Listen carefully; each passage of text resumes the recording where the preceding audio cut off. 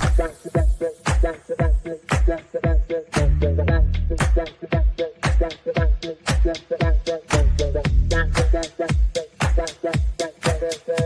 Connections Radio presents. Welcome to Vegas Hockey Hub here on PRConnectionsRadio.com, the voice of new media. I'm your host, Ian Rachiele. And on this edition of Vegas Hockey Hub, we are going to be looking into the future regarding your Vegas Golden Knights. And we are going to be discussing who should Vegas re-sign next offseason. And I understand that there is going to be some time in between here and now that certain decisions are going to be made. There are players that are going to have the option of being re-signed. But for this episode, and really this episode alone, we are essentially going to be spending some time and looking at the amount of players your Vegas Golden Knights have an opportunity to re-sign for the upcoming 2025 NHL offseason. So heading into the Vegas Golden Knights, I'm going to very quickly kind of establish this. There are over a dozen players the Vegas Golden Knights have that are going to be free agents next year. And when it comes to those guys who are over a dozen, I do want to mention that you have 4 who are restricted free agents, and then you have 15 that are unrestricted free agents. And overall, when it comes to your Vegas Golden Knights, they have extended some guys, they have left some guys exposed, but overall, when it comes to the Vegas Golden Knights, you are going to focus on over a dozen players for 2025. Now, as we get into this episode, I'm going to start out with the yes. Okay, I am going to focus on the guys that will be re-signed by your Vegas Golden Knights. And these are going to be kind of your no-brainers, the guys that are really should be your extended guys with the Vegas Golden Knights. And in my opinion, there are 3 that are an obvious no-brainer for your Vegas Golden Knights organization. Starting out, Brayden McNabb, Nabber, original misfit. That is a yes by the Vegas Golden Knights. Is going to be a very clear statement. The Vegas Golden Knights having a veteran defenseman, Alex Pietrangelo, he's a part of it.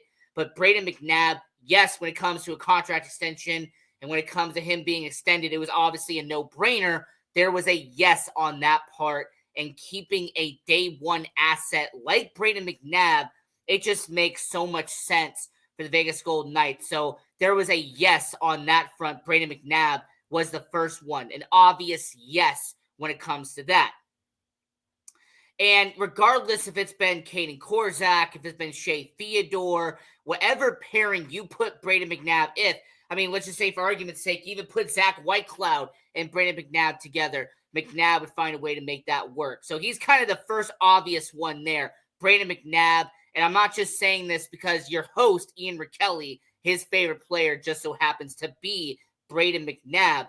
But bias aside and putting, favoritism aside, Brayden McNabb, with his age, with his experience, with his shot blocking, it was an obvious yes for the Vegas Golden Knights in terms of re-signing heading into next offseason.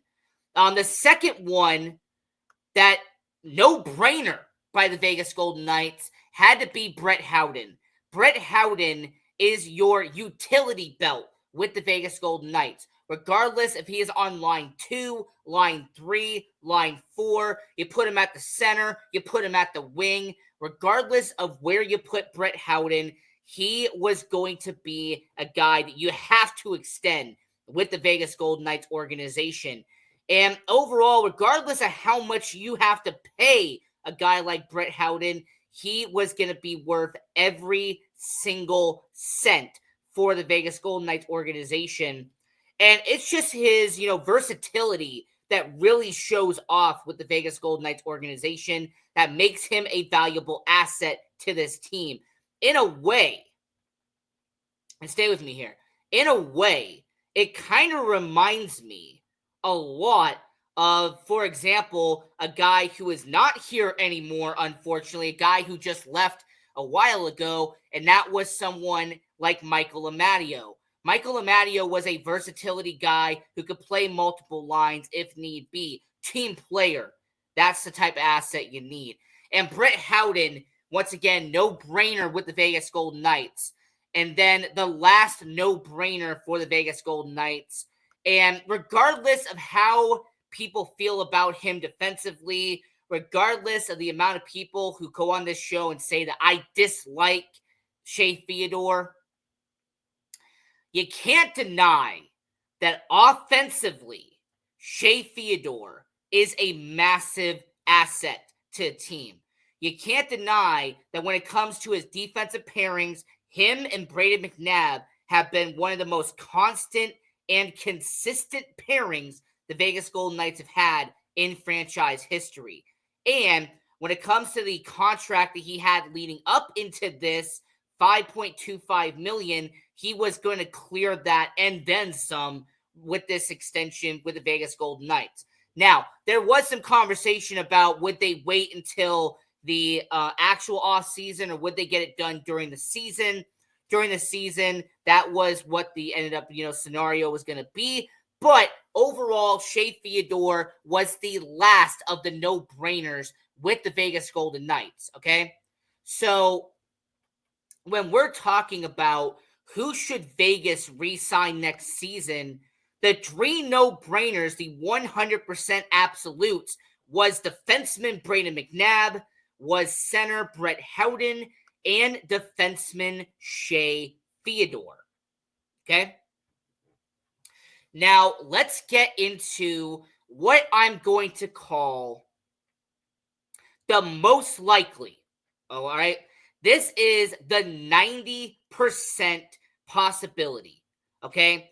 These are three players that, unless something majorly goes wrong, okay, unless there is something that just derails and goes completely haywire, this is the most likely option with your Vegas Golden Knights. And starting out with this, let's go with the goaltender, the guy that they gave a one-year deal this offseason, but will arguably be one of the best backup goaltenders in the NHL in terms of quality, and that is Ilya Samsonov. And when it comes to Ilya Samsonov, this is a goaltender that has pretty much prevailed in almost every position he has been, short-term or long-term. Starting out in Washington, he proved himself there. He established himself in Washington. He moves over to Toronto. He had some quality starts there, even made some good opportunities there in Toronto. Now in Vegas, Ilya Samsonov as a backup goaltender. And look, listen, I'm not saying that in terms of re-signing Ilya Samsonov that you're going to give him, $9 million, $10 million, $11 million. I'm not saying you're going to make him one of the highest paid goalies in the NHL. No. But when you look at Ilya Samsonov as a backup caliber goaltender, and at this stage in his career, that seems what he is at this point. If you're the Vegas Golden Knights and you head into next offseason, and if you compare the two goalies that you have right now, and you sit to yourself and say, which one is going to cost less, but could provide more value in the long run, Ilya Samsonov will be that goaltender. And let's also be honest, in terms of versatility, Ilya Samsonov does provide more than what Adin Hill has been in terms of staying on the ice, being healthy, being there out throughout an entire season. So, overall, Ilya Samsonov, most likely, Vegas will reward him with a 2-year deal this upcoming offseason. I will be very stunned if the Vegas Golden Knights turn away Samsonov as a backup option. Now, if he ends up wanting to be a starter somewhere else, if this turns into a Logan Thompson type situation from what we saw a while back, I will be saying, all right, he'll probably move on. But as a backup scenario, I will say most likely Ilya Samsonov will be a re-signing with the Vegas Golden Knights. And with the amount of money that he'll make as a backup goaltender, it will be a good value overall for the Vegas Golden Knights. So when we're talking about who Vegas could re-sign next offseason, Ilya Samsonov will be on that list, and he will be someone Vegas does bring back at a certain rate. Also when it came to Keegan Kolesar, most likely seemed like a good, cut deal right there. A team leader, someone who's been on that bottom six, can be a middle six forward if need be. But what I liked about Keegan Kolesar was that he ended up being someone that can provide leadership in that locker room. Keegan Kolesar has ended up being someone who, you see him during practice, he's the one passing the puck around to people. When you're seeing him doing warm-ups, he's passing the puck to multiple people. And you see him talking to his teammates. You see him in the locker room talking to multiple guys and being that leader. I mean, it's kind of interesting to look at Keegan Kolesar and say that he went from being that young, bright-eyed guy who was just, establishing himself a few years back to now being an established member of the organization. So Keegan Kolesar, just like, Braden McNabb, Brett Howden, Shea Theodore, really seems like this is the re-signing the Vegas Golden Knights were going to do, and that is the possibility there. Now, I talked about in the first two parts, okay? I talked about the no-brainers to the Vegas Golden Knights, the 100%ers, those ones are done. The second one was the most likely category, the guys that were most likely going to get brought back. And then I'm now talking about the 60-40 option, okay? These are guys that, depending on how they performed, depending on how they did, they were either going to get brought back at a certain rate or they are going to end up being moved on. Now, when I talk about this, two of them are restricted free agents, okay? They are young enough and they are classified as restricted free agents. So when I say there's a 60-40 chance, I'm talking about, will the Vegas Golden Knights decide to bring them back, or will they non-tender them and make them a UFA? And the first one, and the obvious guy that's in this category, is defenseman Nicholas Hague. Now, people who have been watching Vegas Golden Knights hockey, you know about his size. It's actually one of the best assets that Nicholas Hague has. This is someone 6'6". This is a guy who stands right in front of the net. He tries helping out tries to help out the goaltending with Hill, with Samsonov. And more importantly, when it comes to Nicholas Hague, this is someone who came from the inaugural 2017 draft class. And interesting enough, is the mainstay from that 2017 draft class. The three guys drafted in front of him, Glass, Suzuki, and Brandstrom, no longer with Vegas. Hague is the last one standing there. And over these 7 years that you have seen him progress from being an AHLer to just getting his feet wet in the NHL to being a Stanley Cup champion and now being an everyday guy with the Vegas Golden Knights, he has become your steady rock on the third defensive pairing. And we even saw for a little bit him team up with Noah Hanifin, which I actually like seeing. And if it was my opinion, you would team him up even a little bit more. Because when Hanifin and Hague played towards the back end of last season, and we even saw a little bit this year, Nicholas Hague has ended up becoming a real good chemistry-wise with Noah Hanifin. I wish we'd see more of that more often. But when it comes to Nicholas Hague, the reason why I'm leaning towards yes is because his performance backs up his RFA. If he was not contributing, I would lean towards him being let go, because the Vegas Golden Knights have 9 defensemen that are going to be heading into next year. There's going to be 1 or 2 guys that are either going to be let go, they're going to be traded, or there's going to be a situation where they just get sent right back down to the minors and they're forced to be in there for a while. But with Nicholas Hague, he will be a guy that will end up being an everyday with the NHL and with the Vegas Golden Knights organization. So overall, when it comes to a guy like Nicholas Hague, yes, you could trade him. All right, you could trade him. You could upgrade the forward line. But then the issue is going to be when you have those defensemen. All right, you have Pietrangelo, Hanifin. We talked about McNabb. We talked about Theodore earlier. So if you trade Hague, let's just talk about it. Are you going to have Korzak be an everyday defenseman? Are you going to have Whitecloud? Is it going to be Hutton? Is there some defensemen down in the minors that you think might get brought up and then replace him as an everyday guy? Because Vegas Golden Knights having 8 defensemen has kind of been the mainstay overall. When it comes to the Vegas Golden Knights having 8 defensemen there, you trade one of them, that does free it up. But when you have him be on the defensive side, his size and his ability to be an everyday guy, I actually believe that's the reason why you bring him back when it comes to the Vegas Golden Knights.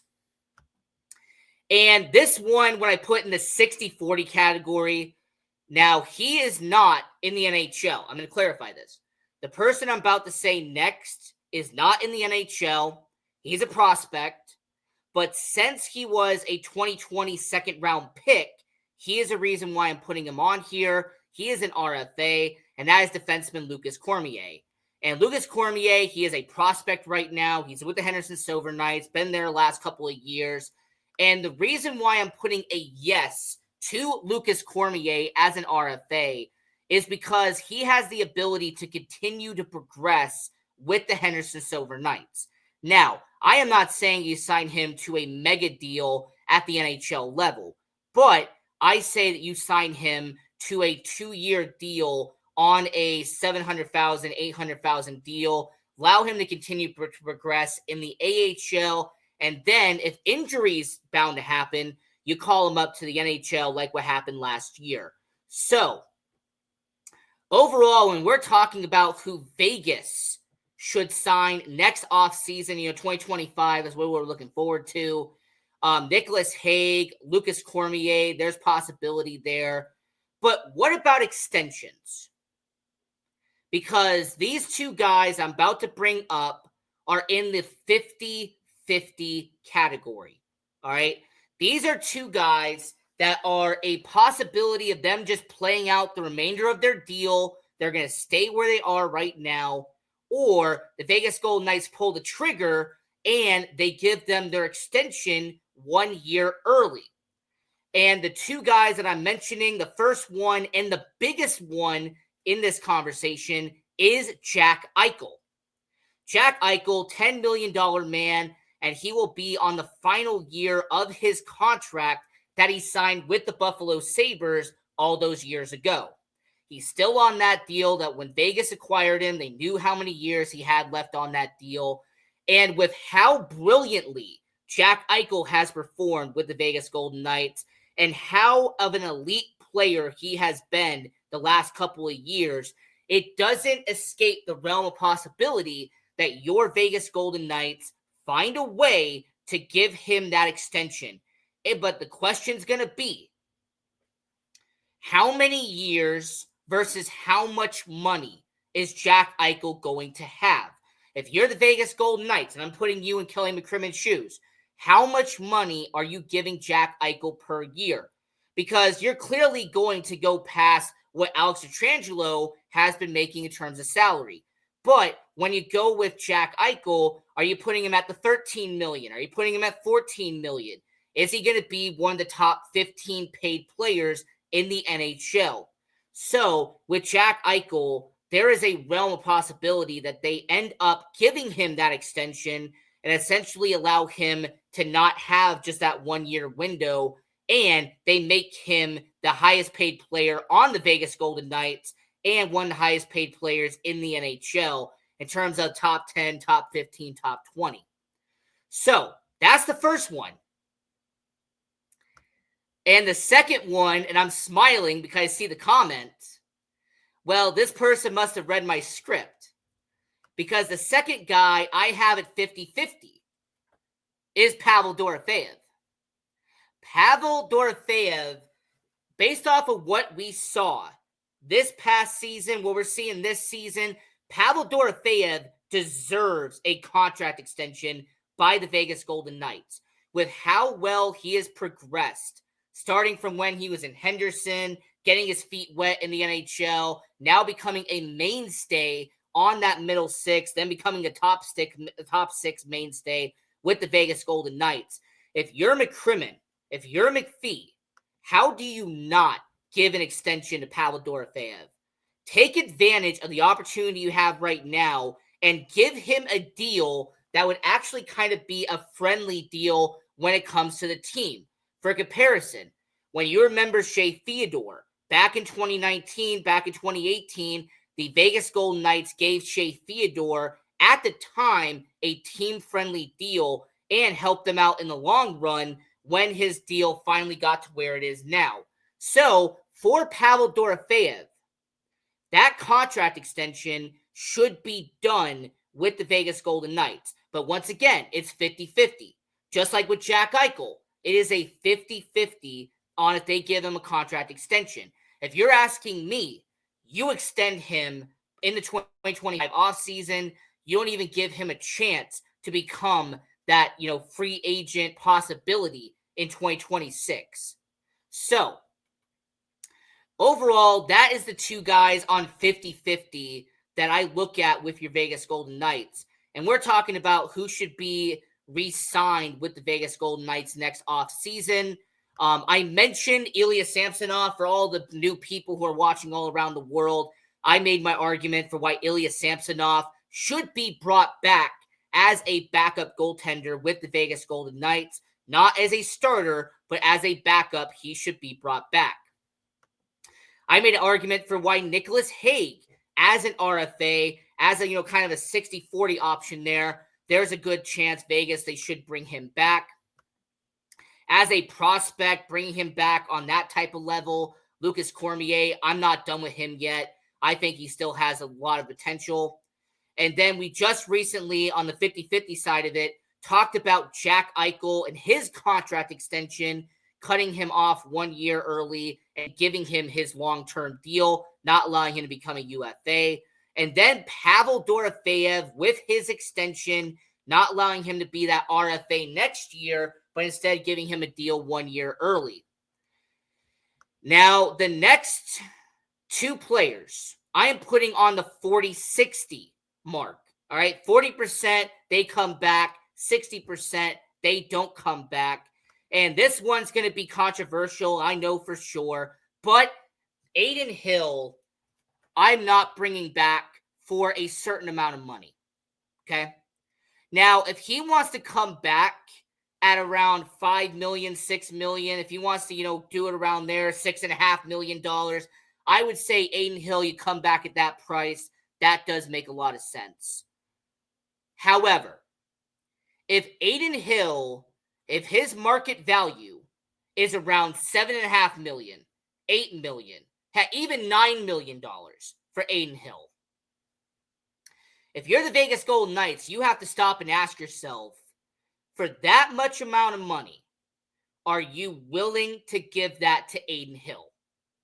As a starting goaltender, looking at his metrics that we have seen, is he worth $7.5 million, $8 million as a goaltender? So for the right price, that's why I'm doing 40-60 here. For the right price, Adin Hill, I say sure, bring him back. But if he exceeds a certain value, and by the way, considering what happens with the Four Nations face-off, that's going to, see what happens there. If Team Canada ends up doing anything with Adin Hill, we'll see how his value goes. And end of the year, come playoff time, if your Vegas Golden Knights end up making any run at all, that would also increase his value when it comes to Adin Hill. So next offseason, if his contract is like $5-6 million, I say yes, bring him back. But if it exceeds that and it goes anywhere near $8 to $9 million, I'm going to lean towards no for Adin Hill being brought back. And this next one, this one's kind of a similar situation. For Victor Olofsson, they brought him on that 1 year deal. they gave him a little over $1 million to be here, to be with Jack Eichel, to be on that line with him. But if he ends up being a guy that demands a couple of more $1 million, right? Let's say that, he comes back and he is, a $4 million, $5 million player, I'm going to lean towards no. And it's not just due to the injury concerns that we've seen with Victor Olofsson. It's not just the fact that we have seen him out there in Buffalo. We're going to see here in Vegas. This is going to be a guy that I really look at and go, unless he ends up still being at around maybe 2.5 million, 3 million there for next season, then I say maybe bring him back. But if he has, a situation where his contract demands way more than that, then that's on the 60% mark. I say you let Victor Olofsson go. And then the next one, and by the way, this guy definitely has my script because, yes, I'm going to be talking about these two right now. These two are RFAs, and I am putting them on the 25-75% mark. Okay? These two, I say 25% bring them back, 75% let him go. And the first one is a former first-round pick, and that is Brendan Brisson. This is an RFA. He was a first-round pick in 2020. But my issue with Brendan Brisson is the fact that when you see him play, regardless if it's in the NHL, regardless if it's in the AHL, I've seen him at both, I don't see a complete player with Brendan Brisson. I do not see a guy that is going to be an everyday NHLer despite being that first-round pick label. So if this is a guy who I really look at and say that he can really play somewhere else, go ahead and do it. But with the Vegas Golden Knights, I do not see him being a bottom six forward playing every single day. I do not see him being a middle six forward who's going to play almost every day in Vegas. And if he was going to be that guy, he would have shown it by now. In a weird way, I kind of compare him to Cody Glass. Cody Glass was a guy who he'd play, periodically, but we never saw a full 82-game season from Cody Glass, and that made him expendable. They moved on from him. And Brendan Brisson, I kind of look at that way. You can move on from him, and I think that it would, in the long run, would end up working for the Vegas Golden Knights. And now 25-75, Alexander Holtz. I mean, geez, this is a guy that, regardless of what line you put him on, could be, experimenting on the first line, second line, third line, fourth line, make him a healthy scratch. You send him down to Henderson. You call him up from Henderson. It just seems like Alexander Holtz doesn't fit with the Vegas Golden Knights. Regardless of where you've put him, what lines you put him on, what chemistry you try to build, Alexander Holtz, weirdly enough, kind of has the same problem that we've seen with other top 10 picks, is that they just don't gel anywhere. And when they don't gel in a certain line, eventually you're going to move on from them. And this is a Vegas Golden Knights team that, let's just think about it. They pretty much gave up a mid-level pick, and then you had the goaltender, Kier Schmid, and Paul Cotter. You essentially swapped. So it was Paul Cotter and a mid-level draft pick, and the Vegas Golden Knights got back a goaltender in the AHL, and they got back Alexander Holtz. So overall, I'm going to lean on towards no for Alexander Holtz being a RFA. They're not going to bring him back, and they will just have him be a UFA, and he'll go sign somewhere else. And by the way, for the AHL, I'm not going to cover these guys. I know they're going to be free agents. Mason Morelli, Giannis Roundbeer, Cal Burke, Gage Quinney. Like, these guys are in the AHL, but these guys are not NHL-type contracts. Gregory Diansenko, I know he's in a group UF6. Roundbeer's in a group UF6. But when it comes to the AHL, I just don't want to cover them in that much depth, whereas I did for everybody else. So this was our video here on Vegas Hockey Hub with your host, Ian Rachiele, talking about who Vegas should re-sign next offseason. If you like this video, give it a thumbs up. Subscribe to the YouTube channel if you can. That would help us out greatly. And subscribe to all of our content. We are on all major social media platforms all around the world. And until next time, I'm your host, Ian Rachiele, and go Knights, go!